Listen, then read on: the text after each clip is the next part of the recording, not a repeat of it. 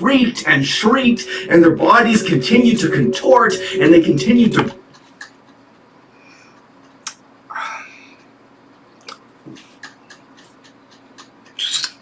I ask myself every day, why do I watch this shit? Like, why? Like, what am I doing with my life? Like, what the actual... YouTube, mic check 1 2, mic check 1 2, y'all. We come with a, this must be the worst way to die. No cap, no cap. Do y'all think we get like a death that we deserve? I don't, bro. Like, cause like some people be like whatever like ending you get is cause you deserve that. Or I don't really believe in that. Like, I think things just happen. Like for real, like and said, like, just because, like, I know like a lot of good people who catch like really bad diseases, they don't deserve that. So like, I don't really think that. Or like, do y'all think we got like multiple lives? I'm finna just be talking on this. I love having deep conversations. That's why I really like low key like started YouTube, cause I'm always thinking deep. But let's go ahead and jump into the video. Also, real quick, welcome new subscribers and new people. Let's get to it.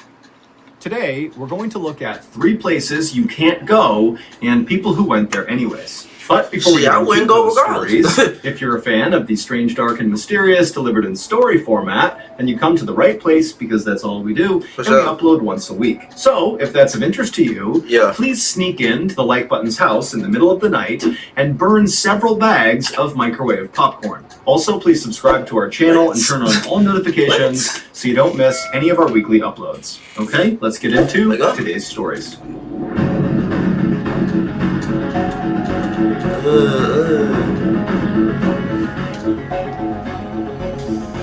Digging sounds. Type of title this is. On February 15th, 2004, 2 police officers drove down a quiet street in a little English village called Murroe, and they pulled over in front of this little brick bungalow. Earlier that day, a neighbor who lived on this street had called the police to report hearing a strange digging sound coming from inside of this bungalow. And so these officers have been sent out to see what this was and make sure the occupants of this home... They gotta be old. Now, these 2 officers... Cause like, look, I really want y'all to think about that. You in your house, and you hear somebody else digging. How? But you can't be listening to music. You can't be listening. No, like you gotta be one nosy. You gotta be one nosy. Like there's no way. We're not particularly worried about the occupants of this house. They assumed that some wild animal must have snuck in while the owners were away, and that was all this was. But as they would quickly learn, that was not the case. After climbing out of their car, the 2 officers just stopped and listened for a second to see if they could hear this digging sound, but the bungalow was quiet, the street was quiet, and so the 2 officers shut their car doors and made their way up to the front porch of this bungalow and knocked on the front door. After a few moments, when nobody answered, one of the officers reached down and tried the handle and found it was unlocked. And so he opened the door just a crack and he called out through this opening in the door into the bungalow saying, "Hey, you know, it's police, we're here to check on you." But when no one got back to them, the officer opened the door the rest of the way, and immediately both officers saw there was a huge problem inside of this house. The entire first floor was flooded with several inches of water, and they could hear from somewhere in the back of the property the sound of running water. And so again, both officers called out into this house to try to get the attention of anyone who might be inside. And when again they were met with silence, the officers walked into the flooded house and began walking straight back towards this running water sound. And eventually, after walking through the living room, they entered this hallway that went right to the back of the property. And as soon as they were in it, they could see there was an open door at the end of the hallway on the left. And it seemed like the running water sound was coming out of that room. And so the 2 officers, one by one, sloshed down this hallway to this room. They turned left, looked inside, and what they saw completely shocked them and immediately sprung them into action. Hold on, nigga. 2 months. Hold on. That wet noise messed me up, son. My bad. Let's get it. Seemed like the running water sound was coming out of that room. And so the 2 officers, one by one, sloshed down this hallway to this room. They turned left, looked inside, and what they saw completely shocked them and immediately sprung them into action. 2 months before these officers came to this bungalow and found it flooded with water, the owner of this bungalow, 51-year-old Ronald McClagish, had broken up with his girlfriend. And this breakup was really hard on Ronald. He was already divorced. He was totally broke. He had loads of health issues like bad asthma. He had some liver issues. See, this is what I don't want for my boys in here. This is what I don't want for y'all. Your whole life should be a woman. Look, he broke? No, hey, there's no way. 2023, you should not be broke unless you got your certain reasons. Nigga, especially over a girl. He is broke. He just down bad. No, we're not going for that. And just generally, he was someone who was kind of physically frail. And so this girlfriend had been one of the very few good things in his life. And now she was gone and he was alone again.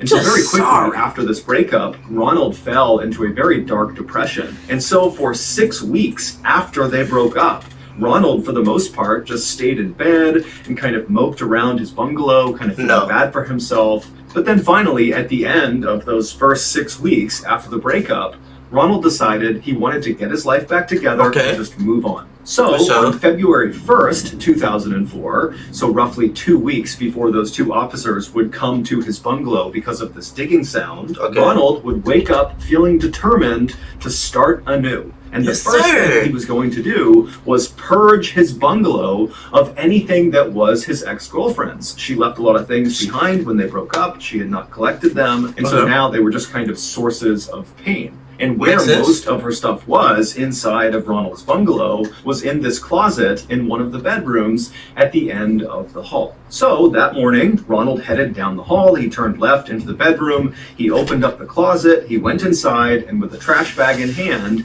he began rifling through everything in this closet, and anything that was hers, he would take it and put it right into the trash bag. And at some point, when Ronald was almost done pulling the last few things of his girlfriend's out and into the trash bag, from behind him, he heard this strange sound coming from the bedroom. It sounded like wood bending or creaking, but before he could turn around to see what the sound was, the door to the closet he was in slammed shut with incredible force, and suddenly Ronald was trapped inside of this closet in total darkness.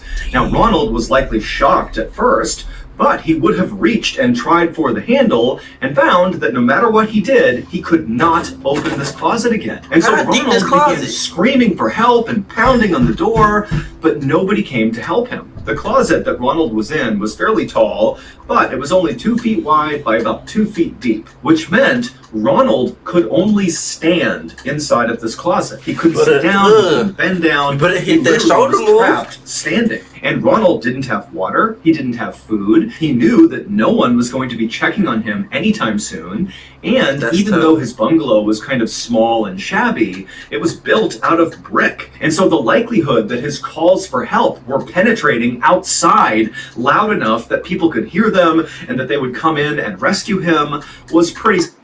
But, okay. So how does the neighbor hear digging but not screaming? That ain't adding up. Slim. And so at some point that evening, Ronald realized he needed to do something different if he was going to get out of this closet. And so above him were a series of pipes across the ceiling. There's no fucking way. And so he reached up and he grabbed one of them and he broke it off. This ain't no damn closet. Is this a closet? Oh my God. What the? No way. Look, no, there's no way he had any type of drip in here. There's no way. He was likely thinking that with this pipe, maybe he can burrow a hole in the wall and crawl through to another room, or maybe he can punch a hole in the door and somehow unlock it, or at a minimum, with the metal pipe, smashing it against the wall of the door would be louder than any noise he could make by yelling. However, the second he broke that pipe off the ceiling, something horrible happened. The pipe he broke was a water pipe. and as soon as it was broken, icy cold water began pouring down directly on top of Ronald's head and face. Lord. And again, because he can only stand basically in the middle of this closet, he couldn't get out of the way of this water. It was like he was under a waterfall and couldn't go anywhere. And so he likely tried to ignore the water and tried to use the pipe and screamed and do anything he could to get someone to know he was in here. Yeah. But no one could hear him. And so it was like he was being tortured with this freezing water. And he's in this tight claustrophobic space. It's total darkness and he's totally panicking. And for days and days, that would be Ronald's nightmarish reality. But despite how terrible his circumstances were, Ronald continued to use that pipe to both smash the walls to make loud sounds. He also began burrowing into the walls, trying to make a hole. I'm confused. Like, you say bro can only stand, but how is he moving? And you feel me? Like, and why is he doing the wall? Why not the door? Like, what? But Ronald was getting weaker and weaker. He became very sick. And also, because the water was constantly hitting his head and face, his skin got so saturated that literally his skin started falling off. It basically opened up into these sores and began to sag, and the water just began brushing his skin off. And so finally, after about a week of being trapped in this closet in these terrible conditions, Ronald realized help was not going to come in time, and so he put his... Nigga, you went too in detail. Go, what the nigga, after a week, it does... pipe down, he kind of slumped up against the wall, and then closed his eyes. Ronald's neighbor, who called the police, actually did hear Ronald using that pipe to try to dig a hole in his wall. I didn't even think about that. Smashing the pipe on his door, and she must have heard muffled shrieks and yells, but she didn't know what they were, and kind of just decided it wasn't her business. But when Ronald's house went from all these strange sounds to silence, that was when she called the police and said, hey, I had heard some digging sounds coming from the bungalow, and now I don't. And so when the... Lock her up. Lock her up. Lock him, her. Lock him up. Lock them up. Throw away the key. Those two police officers arrived at Ronald's bungalow. They went inside, they went down the hallway, they went into the bedroom where Ronald had gone, and they saw this. How does the door just automatically shut? A big wooden piece of furniture toppled over right in front of the closet. And at the bottom of the closet, they saw two human feet protruding from underneath that little space at the bottom of the closet. Wow. Those feet belonged to Ronald. He had managed to force his feet underneath the closet, but of course, he could not have fit underneath the closet door. And so the two police officers rushed over, and together they barely were able to get this wardrobe off of the closet door. And when they opened the door up, Ronald was in there. He was deceased. His body was still in a standing position, kind of rigid and propped up against the wall, and freezing water was still pouring down onto his head. It would turn out no one had intentionally trapped Ronald. Instead, his wardrobe was just unstable, and it happened to topple over. Nigga, what kind of closet is that? What? Yeah. Get in the gym. Hold on. Let me listen what fell on him, bro. Pouring down onto his head. It would turn out no one had intentionally trapped Ronald. Instead, his wardrobe was just unstable, and it happened to topple over at the worst possible moment. Wow. So look. So look, that's what I mean though. That's what I low-key mean. Like, things like that just happen. Are those things supposed to happen? Or like, did it just happen? Like, cause like, come on now. Like, it don't even make sense. Like, you can't just say like, was it just his time? Like, what do y'all think about that? Let me know. Do y'all think like you are supposed to die the way you supposed to die? Like you have a final destination. You can't, no matter what, you gonna end up at point B. So say I knew the way you was gonna die, right? And I told you the way you was gonna die. Say it was like, a deep sea accident. So you decide, oh, I'm not gonna go in the sea. So you don't go on the boats, you don't go to the beach, you don't do nothing. You don't fly, you don't do nothing.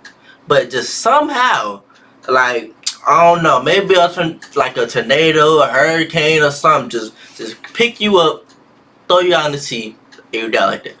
Like it's just stuff like that. It's like, dang. Shattered glass. On Thanksgiving morning in 1900, an 18-year-old named Thomas Pedler told his mother that he was going out for a bit, but he'd be back in time for turkey that afternoon. And then he grabbed his jacket and his coat and he headed out the door. Hey, Thomas lived. I'm a ham person. Turkey just dry. I'm sorry, turkey just dry. It's not really like. It's not really hyped up. Like it's too hyped up. Like it's not portrayed. Like it's way. It's like Jordan. It's like Jordan and Nike. It's like Jordan got some shoes, but it's like Nike. You could really do it big. Like you could go. Like you could change your what type of style you going for. You know, you can just change it up. I know that's not a good example. Leave me alone. In a very working class neighborhood in San Francisco, California, where generally speaking, nothing big really ever happened. It was kind of a place where people just worked, and that was it. But on this day, something huge was happening in Thomas's neighborhood. The big football game between Stanford University and the University of California was taking place at the stadium in Thomas's district. And they were expecting over 20,000 people to cram into this stadium. And so Thomas was not about to miss this incredible spectacle, even though he didn't have enough money to buy a ticket. But you have $1? He would find a way to watch this game. And so Thomas leaves his house and he runs to the stadium, which was not far from his house. And he waited in front of the front gate where all these people are streaming in to go into the stadium.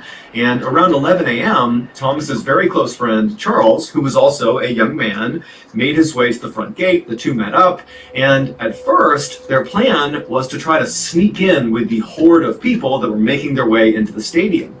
But even though they were still hours away from the opening kickoff of this big game, it was at 2:30 p.m., the stadium was packed. I mean, there was nowhere to sit, there was nowhere to stand. Dang. People that had tickets who were going in are looking around thinking, where are we going to watch this game? And so Thomas and Charles are kind of like, well, what's the point of sneaking in if there's nowhere to watch? And so they decided, okay, we need to find another way to watch this game. And so they began looking around, and there was a huge fence that lined the perimeter of the stadium. And they saw there were some people kind of climbed up on this fence trying to get a view down onto the field. There's no way. Pretty quickly, when Thomas and Charles decided they would try to do that too, they saw that all the good spots on this fence were already taken. The spots that were open provided no view onto the field. And so that option as well didn't work. And so Thomas and Charles are frustrated. They're starting to worry that they will not see this big game. But when they walked back over to the front gates of the stadium, they happened to notice across the street was this group of people rushing over to this big white brick factory building,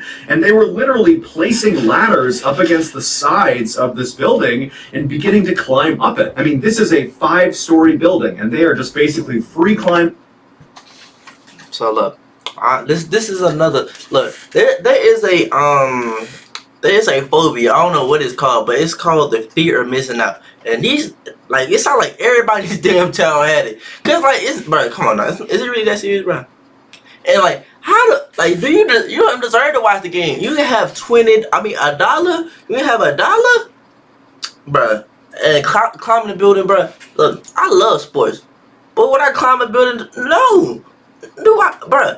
I think it's just because I'm black. I'm scared. I ain't gonna lie. I ain't scared of heights, but like I just don't do certain stuff. Like you know how like some people do like parkour. I would never. It just don't make sense. Why would I? It don't make sense to me. I mean, the windows and the fire escapes, and Thomas and Charles realized that the top of this factory was flat and provided a perfect view down onto the field. And so all these people, they're trying to get a good seat to watch this game. And so without any hesitation, Thomas and Charles decide they're going to do that too. So they left the stadium, they ran across the street, and they began climbing up the ladders and climbing the windows and the fire escapes until finally they made it onto the roof, 55 feet off the ground. And when they got up there wasn't that many people. And so Thomas and Charles were able to run right over to the front edge of this building and claim a spot with an absolutely perfect view of the game. A couple of hours later, at 2:30 p.m., when the game actually started, the rooftop that Thomas and Charles were on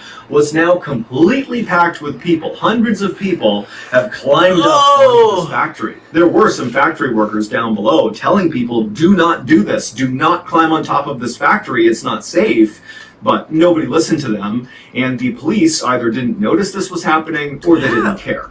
And so there's all these people that are on this roof, they're all super excited, and the game has begun, it's 2:30, and as soon as the game started, it was like the crowd in the stadium, which could be heard very easily from this rooftop, just kind of erupted, and there were all these bands playing in the stadium. There's too much chaos down below, and it really caught on. What football is this? All these guys, including Thomas and Charles, they're getting amped about this game, they're singing, they're chanting, they're screaming, they're yelling. I mean, it's total chaos. And Thomas and Charles loved it.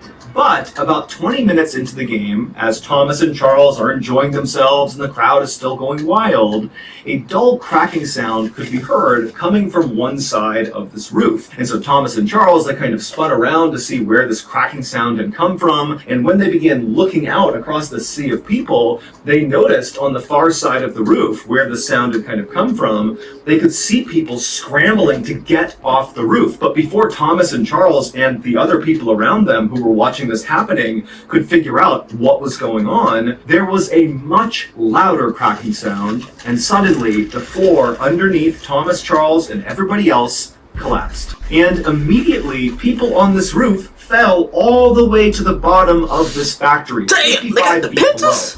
There weren't loads of floors inside of this factory. Instead, it was basically just one big building, 55 feet high, that housed this brick structure right in the center of the factory. It was almost as tall as the entire factory. It was almost like the factory was a shell around this brick smaller structure. Am I supposed to feel bad though? It's like 40 feet tall. And so after the ceiling collapses, Thomas, he falls, but miraculously, he lands on a wooden beam that stretched across the entire factory, like a support beam, and he grabbed onto it, saving himself from falling all the way down. And so Thomas, he only fell maybe 5 feet, so he was okay, but he didn't have a great grip on this beam. He was holding on, but just barely. And so Thomas, he turns and he's looking around at what's happened below him, and he's hearing people screaming, and he's hearing the sounds of people running around trying to help those who have hit the ground on the bottom. And Thomas immediately begins scanning for Charles, and he finds him. Charles was one of the other fairly lucky people, at least in Thomas's mind, Charles seemed lucky, because instead of falling from the roof all the way to the ground,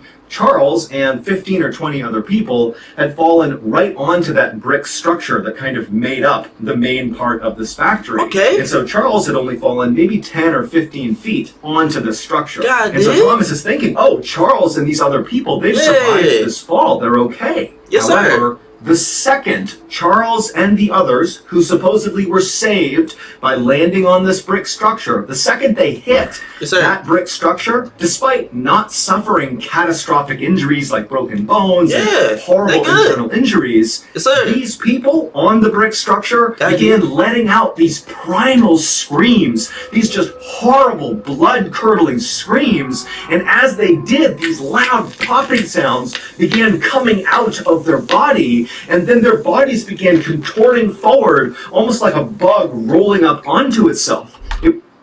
Nigga, was you there? Nigga, what the Nigga gave the most craziest details I've ever heard in my life. This factory was not a normal factory. This was a glass factory, and in order to make glass, you need to heat sand and some other chemicals up to extraordinarily high temperatures. You need a furnace that can literally burn hotter than lava. And so that brick structure that was housed in the middle of this 5-story tall factory was a glass furnace, and it was on. And so even though the inside of this furnace was the hottest place, it was over 4,000 degrees Fahrenheit, the outside of this furnace, where Charles and the others had landed, believing they were saved from this 55-foot fall to their death, was still extremely hot. So hot that the factory workers couldn't even go near the furnace, even with special equipment on. The way they worked with this furnace was with these long metal pokers. They would work the flames in the glass at a distance. And so the instant that Charles and the others landed on the top of this furnace, they began to light on fire. Those snapping sounds that were coming out of their bodies was the sound of them instantly igniting on fire. And so Thomas and the others who had initially survived this horrible collapse watched as Charles and the others shrieked and shrieked,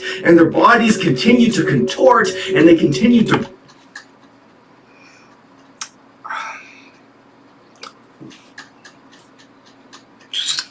I ask myself every day, why do I watch this shit? Like, why? Like, what am I doing with my life? Like, what the actual...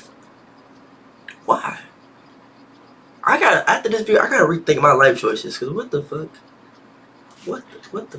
burn and smolder, and Charles actually, he would roll up so tightly that his body began to roll down the curved side of this furnace, and at some point his body slipped into a crack in the furnace, and he actually fell into the flames inside, at which point he went silent. Around the time that Charles and the others stopped shrieking, a number of people just out on the road heard the commotion, and they came inside, and one of them was Thomas's father, and in a terrible twist of fate, he actually looked up and saw his son clinging to the beam, Thomas, except it was so hot inside of this factory that Thomas was sweating, he was losing his grip, it was really hard to hold onto this beam, and his father watched as Thomas lost his grip and fell the 10 more feet down onto the furnace exterior. He landed feet first, then he fell onto his stomach and his face. He immediately ignited on fire, began shrieking, and then went silent. All told, 23 people would be killed during this roof collapse,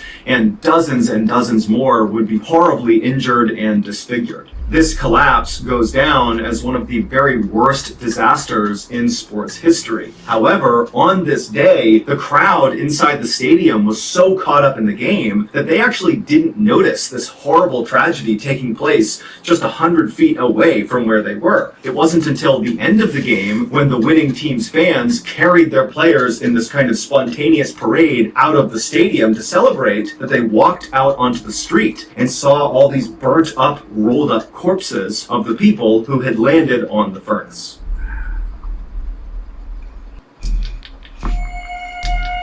I'm actually speechless. I'm actually scared for this one. In April of 1979, a 69-year-old woman named Monica Myers was appointed mayor of a little village called Betterton in the U.S. state of Maryland. Betterton used to be this very fancy resort town on the water where people from Baltimore and Philadelphia would come there for vacations. They had fancy hotels and restaurants and shops. But by the time Monica became Betterton's mayor, Betterton had kind of gone downhill. People had stopped coming to Betterton, all the hotels shut down or were abandoned or burned down. The summer homes of the rich people from the big cities, those got sold off. And down at the beach, all these glamorous boardwalks literally just kind of crumbled into the sea, and in their place were all these shanty towns where homeless people set up their camps. But Monica had grown up in Betterton, and so she really loved the town and wanted to improve it. And so when she became mayor in 1979, she really leaned into her new role way more than other mayors would. Instead of managing the village from an office, like most mayors would do,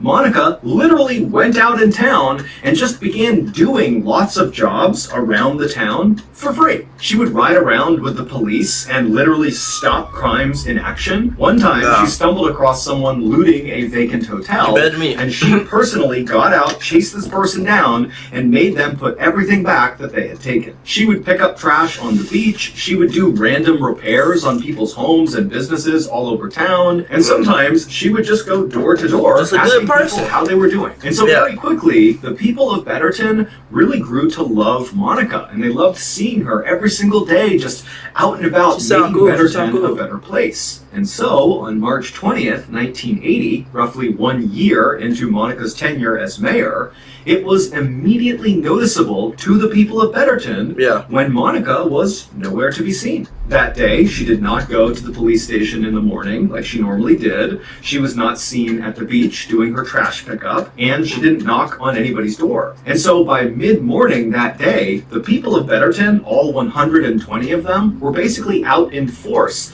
looking for Monica. Yeah. And at 11:30 a.m., the police in Betterton got a call about Monica. It was this guy who was totally panicked. He could barely make a sentence, and he basically just told the police, "You gotta get here now." And so the police hopped in their cars and they sped to the address this guy gave them. And when they got there, they saw it was this very plain, boxy building that was kind of tucked back in the woods. It was far away from the town center, and really nobody ever went over here. And the police, when they parked their cars, they saw the guy who had called the police, the distraught caller, was standing outside of the front door. He was obviously crying, and he was waving for them to come over and follow him into this building. And so the police got out of their cars, they ran over to this guy, and they're asking him, what happened? Where's Monica? What's going on? But this guy was so hysterical, he really could not describe what happened to Monica. He just kept telling them to come on, follow me. And so he led them into this building, and pretty quickly they entered this huge warehouse where all across the ceiling were these big metal catwalk areas that kind of zigged and zagged all over this warehouse. Okay. And below them, all over the floor, were these huge industrial-sized 15-foot tall vats that contained something. And so this guy who had led police here, he stops and he just points at the nearest vat. And so the police, picking up his cue, begin walking towards this vat.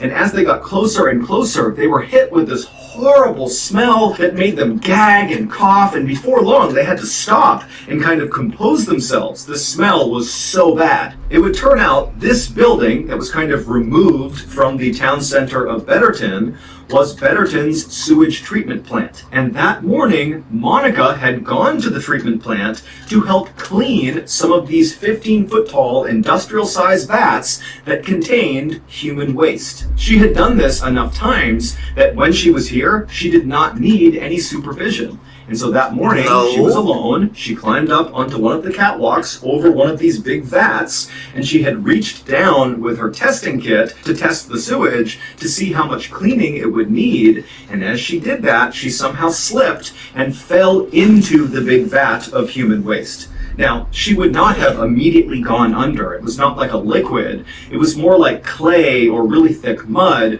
where at first she would have kind of been laying on top of the sewage. But as soon as she tried to move to get out of the sewage would have functioned more like quicksand, where as soon as a part of her body went under the surface, it would not come up again. And so, after the police composed themselves, they climbed up onto the catwalk and they looked down and they saw Monica, who was face down, partially submerged inside of this vat, and she was deceased. Her autopsy would reveal that she died of drowning, which means she literally inhaled human waste.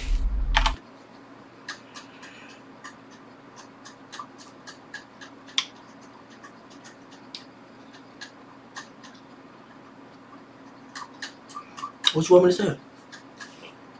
Oh, you thought I was gonna say something? I don't know what to say.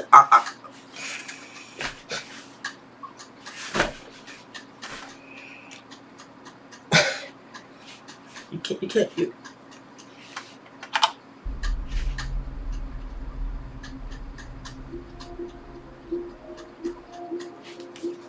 That's the end of the video, bro. $250,000. That's how much. Yeah. I think that's the end of the video. Yeah, it gotta be. I just want to. Matter of fact, real quick, I'm going back. So like that lady. That lady ties into what I said in the beginning of the video. Like good people, like. That's why I don't think you get a death that you deserve. Like Shawty didn't. Like she was a good person. She was out there, cleaning. Chasing people to get, like, she was really putting that work in as a man. And it's just like, dang, like, do y'all, like, so now the question is, do y'all think we have, like, a final day? Like, of course we had a final day, but, like, are things supposed to happen the way that they happen? And it's like, dang. But y'all, I'm in utter shock. I love y'all. Thank you for watching the video. If you made this far, make sure you leave a like, comment, and subscribe. Now I'll see y'all next video. We out. Ugh.